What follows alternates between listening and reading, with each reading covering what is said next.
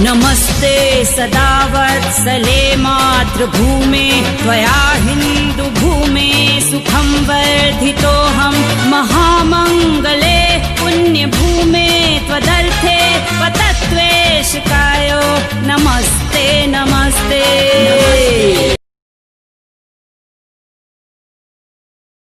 आदरणीय दोस्तों, सबसे पहले तो आर्यवर्त न्यूज़ चैनल पर मैं नितिन आजाद और मेरे सहयोगी रोहित अग्रवाल की तरफ से आप सभी दर्शकों को जय श्री राम। दोस्तों, आज हम एक ऐसा एपिसोड आप लोगों के बीच में लेकर के पहुंचे हैं जिस एपिसोड को जानने के लिए हर व्यक्ति चाह करता है, तमन्ना करता है कि इस संगठन के बारे में, इस परिवार के बारे में हम जानें। और हमारा अपितु भारत ही नहीं, ज़्यादातर विश्व के अनेक देश भी इस संगठन और इस परिवार को जानने के लिए जिज्ञासा रखते हैं। दोस्तों, हम एक ऐसे परिवार की और ऐसे संगठन की बात कर रहे हैं जिसमें कोरोना की महामारी, जो प्रकृति का एक विकट रूप, संकट के रूप में इस भारत देश के ऊपर आई और पूरे विश्व को अपनी चपेट के अंदर लिया, ऐसे ही महामारी के दौरान इस परिवार और इस संगठन के लोग जो लगातार लोगों की जन सेवा के लिए सेवा रहे, और ऐसे लोग जिन्होंने, चाहे वो पर्वतों की सुदूर पहाड़ियों का क्षेत्र हो, चाहे वो ऐसा दुर्गम क्षेत्र जहां पर लोगों के पहुंचने में बहुत अधिक कठिनाई होती है, ऐसे एरियो के अंदर भी इनकी सेवा वास्तव में एक मिसाल थी। इसलिए मैं आप सभी लोगों को आज एक ऐसे संगठन और एक ऐसे परिवार से मिलाने के लिए ये एपिसोड कर रहा हूं जिसका नाम है, जिस परिवार का, जिस संगठन का नाम है RSS, और जिसको हम लोग छोटी छोटी शाखाओं के जरिए आपके हर एरिया के अंदर, छोटी छोटी शाखाओं के अंदर मौजूद एक बाल स्वयंसेवक ऐसे तैयार किए जाते हैं जो देश और मानवता की भलाई के लिए सदैव तत्पर रहते हैं, जिनको हम लोग RSS राष्ट्रीय स्वयंसेवक संघ के नाम से जानते हैं। दोस्तों, बहुत सारे इस विकट परिस्थिति के अंदर ऐसे बहुत सारे प्रखंडों के अंदर इन जन सेवकों ने कार्य किया और बहुत सारे ऐसे कार्य किए जो वाकई में काबिले तारीफ थे। बहुत सारी जगह पर इन लोगों ने रक्त के शिविर लगाए लोगों की मदद के लिए। बहुत सारी जगहों पर इन्होंने इस कोरोना जैसी बीमारी के कवच के लिए मास्क का वितरण किया। इन लोगों ने उन भूखे लोगों के लिए कच्चा और पक्का राशन बांट करके एक बहुत अच्छी मिसाल पेश की। आदरणीय दोस्तों, इन लोगों का जितने भी जो कार्य थे वो प्रचार और प्रसार से बहुत दूर थे। ये एक ऐसा संगठन जो लगातार प्रचार और प्रसार से बहुत दूर रहता है, लेकिन फिर भी अच्छे लोगों की नज़र में इन लोगों पर तत्पर नज़र बनी रहती है। और आज हम एक ऐसा एपिसोड आप लोगों के बीच में हिसार संभाग का लेकर के पहुंचे हैं, और ऐसे इन योद्धाओं को, जिन योद्धाओं ने अपने आखिरी सांस तक इस विकट परिस्थिति से लड़ने की ठानी है, ऐसे योद्धाओं को राष्ट्रीय स्वयंसेवक संघ को मैं नितिन आजाद नतमस्तक होकर के इनको प्रणाम करता हूं। और मेरे सहयोगी रोहित अग्रवाल जी और हमारे संपूर्ण न्यूज़ चैनल आर्यवर्त और जितने भी जो दर्शक हैं, उन सभी दर्शकों की तरफ से राष्ट्रीय स्वयंसेवक संघ को सलाम करते हैं। जय हिंद, जय भारत। दोस्तों, हमने आप लोगों को बताया था कि हम एक ऐसे परिवार, एक ऐसे संगठन का कार्य जो प्रचार और प्रसार से दूर रहकर जिन लोगों ने इस कोरोना महामारी के दौरान बहुत ही सराहनीय कार्य किया है, उसी कड़ी में उसका जो एपिसोड था उसका नाम हमने रखा था मिसाल बन गए हैं संघ के कार्य। उसी कड़ी में आज हम पहुँचे हैं जिला कार्यवाह श्री आदिश जैन जी के पास में। आदिश जैन जी से हम जानना चाहेंगे इस संघ के विकट परिस्थिति में संघ के जो कार्य रहे उनके बारे में। आदिश जी, आपको आर्यवर्त न्यूज़ चैनल पर आपका हार्दिक अभिनंदन है। धन्यवाद। आदिश जी, हम आपसे जानना चाहेंगे कि संघ का एक मंत्र रहा है जो हमें लगातार सुनने में मिला कि चिरवेती चिरवेती यही मंत्र है हमारा। तो हम इस विषय में जानना चाहेंगे कि इस मंत्र की क्या क्या उपयोगिता है और क्या पूरा सार इस मंत्र का, जो संघ के कार्य हैं वो इस मंत्र का क्या सार है? इसका सार यही है कि कार्यकर्ता और संघ के जो स्वयंसेवक हैं वो राष्ट्र की सेवा के लिए, राष्ट्र की किसी भी आपदा में अपना शरीर, अपना मन, अपना पैसा को ना देखते हुए तन मन धन से इस राष्ट्र की समर्पण भाव को जागृत करते हुए समाज के लिए कण कण पल पल अपने उस समय सारा कुछ समाज की उन्नति के लिए, समाज की सेवा के लिए लगाना, समाज के वंचित समाज के लिए, वंचित लोगों के लिए, जो भी कोई आपदा में है उनकी सहायता के लिए पल पल हर समय लगे रहना, प्रत्यक्ष या अप्रत्यक्ष। कुछ लोग प्रत्यक्ष लगते हैं, आपको तो दिखते हैं काम कर रहे हैं, कुछ अप्रत्यक्ष हैं, भावना से, पैसे से, जो शायद शरीर नहीं लगा पाते, पर अप्रत्यक्ष रूप से जो भी समाज के काम में हित में लगे हैं स्वयंसेवक, वो पल पल लगे रहे, यही संघ का मंत्र है। और इसी मंत्र के माध्यम से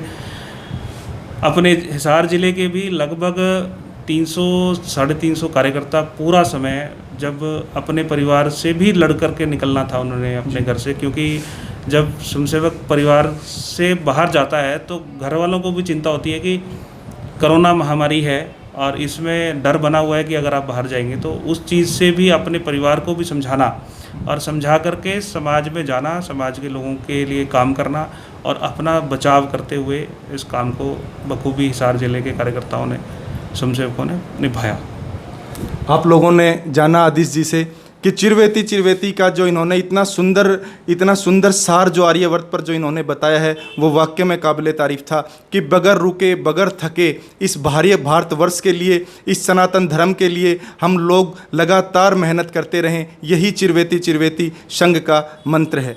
आइए दोस्तों, अब हम और आगे आदिश जैन जी से इसके बारे में पूछते हैं। आदिश जी, हम जानना चाहेंगे कि अनेक क्षेत्र के अंदर, अनेक प्रखंडों के अंदर स्वयंसेवक संघ ने कार्य किया है, और हम आपसे ये भी जानना चाहेंगे कि कहीं ऐसा रहा कि संघ के स्वयंसेवक ने कहीं भेदभाव के साथ में कार्य किया हो।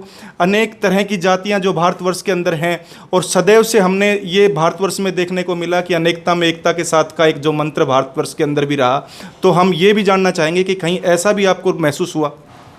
देखिए, संघ जब 1925 में संघ की स्थापना हुई, महात्मा गांधी जी एक बार वर्ग में आए थे कि एक वर्ग लगा हुआ था, सन मुझे ध्यान नहीं है। उन्होंने महसूस किया था कि यहाँ कौन किस जाति से है, उन्होंने जानने की कोशिश की। तो स्वयंसेवकों को ये जाति ध्यान नहीं थी क्या है। हम भी जब संघ में जाते हैं, लोग भी जब संघ को समझते हैं, देखते हैं, तो सरनेम जो जाति सूचक शब्द है कि कौन किस जाति से है, वो संघ में प्रयोग ही नहीं करते।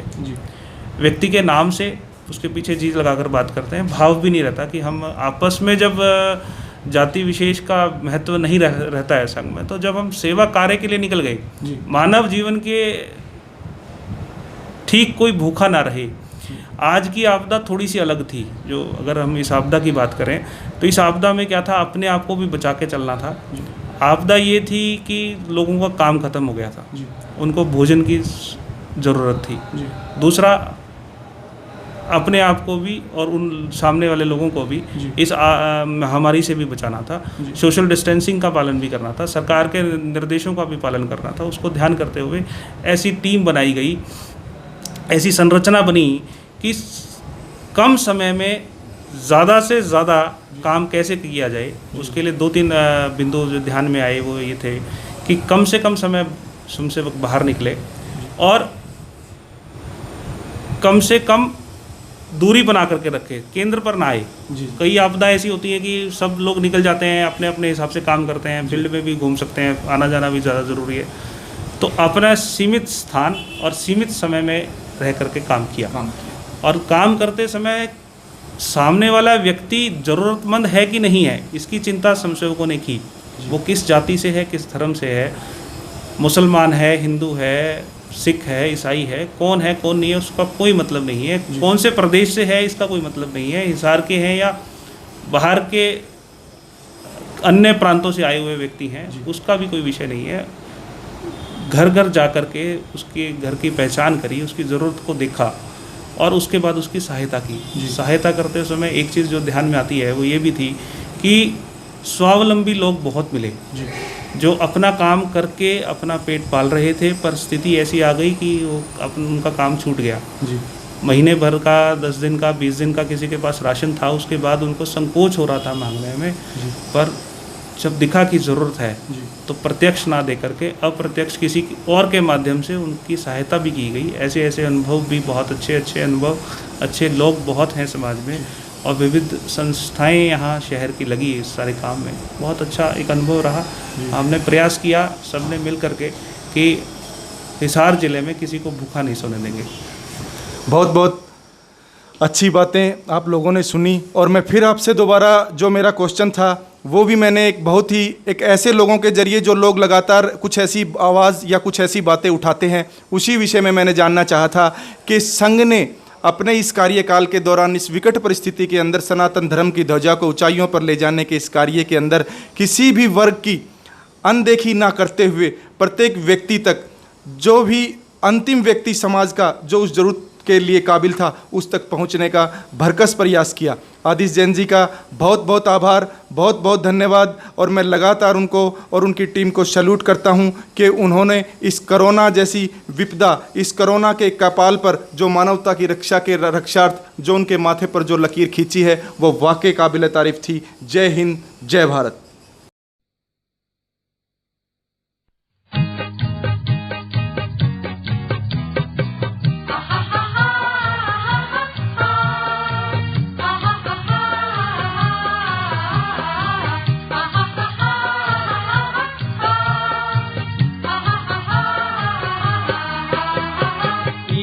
हमें देता है सब कुछ, हम भी तो कुछ देना सीखे। ईश हमें देता है सब कुछ, हम भी तो कुछ देना सीखे।